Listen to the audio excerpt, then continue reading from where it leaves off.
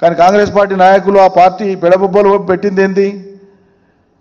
మేము ఇట్లా రాగానే అట్లా ఇస్తామన్నారు. డిసెంబర్ 9 చెప్పింది. ఉరుకురుకులాంటి చెప్పారు, ఎదలు దంచుకొని చెప్పాను, గుద్దుకొని చెప్పాను. ఇక తీసుకొని వాళ్ళు ఉంటే ఉరకండి బ్యాంకులకు అన్నారు. ఓ అబ్బాయి ఎన్ని మాటలు ఇక. ఓకే, మళ్ళీ ఇప్పుడు 15 ఆగస్టుకు మీరు వాయిదా వేసుకున్నారు.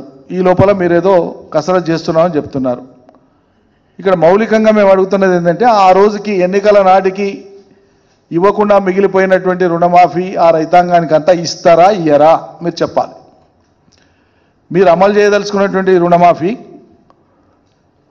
5 ఎకరాల లోపు ఉండి భూమి కలిగి ఉండి రుణభారం ఉన్నటువంటి రైతుల వివరాలు ప్రకటించండి. 2 లక్షల రుణాలు తీసుకున్నటువంటి రైతుల యొక్క వివరాలను ప్రకటించండి. ఎవరు ఆ రైతులు, ఎవరికి ఇచ్చినాయి బ్యాంకులు? ఎందుకంటే 5 ఎకరాలకు లోబడి ఉండేటువంటి ఏ రైతులకు కూడా ఈ రాష్ట్రంలో ఏ బ్యాంకు కూడా ₹1,00,000 మించి రుణం ఇయ్యదు. ఇచ్చినట్లుంటే చూపియండి.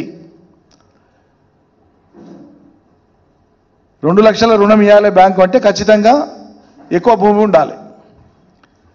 మరి రాష్ట్రంలో ఉన్నటువంటి మొత్తం భూమిలో 1,52,00,000 ఎకరాల భూమిలో, సాగుకు యోగ్యమైన భూమిలో సుమారు 1,36,37,00,000 ఎకరాల భూమి 5 ఎకరాల లోపు ఉండేటువంటి రైతుల చేతుల్లోనే ఉంది.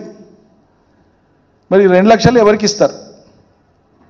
ఎంతమంది ఉన్నారు రైతులు? మండలాల వారీగా మీరు జాబితా, గ్రామాల వారీగా మొత్తం ఒక్కో మండలంలో జాబితా విడుదల చేయండి. మేము డిమాండ్ చేస్తాను. ఎందుకంటే మీరు ప్రగల్భాల కొద్దీ మొదలు మాట్లాడేప్పుడు ముఖ్యమంత్రి ఏమన్నాడు, 40,000 కోట్లు అయితే రుణమాఫీ మొత్తం చేసేస్తే ఏక బిగిన చేసి పడేస్తా, ఏముంది మేము నోరు కట్టుకుంటేనంటే 40,000 కోట్లు పెద్ద కథనా అన్నట్టు చాలా తేలికగా చేసి మాట్లాడు. మొన్న క్యాబినెట్లో చర్చించినప్పుడు వాళ్ళు ఇచ్చినటువంటి వివరణ ఏంది? 30,000 కోట్లు అన్నారు. 40-30కి దిగిపోయింది. మరి నిజంగా ఫిగర్ ఎంత ఉంది? ఎంతమంది రైతులు తీసుకున్నారు?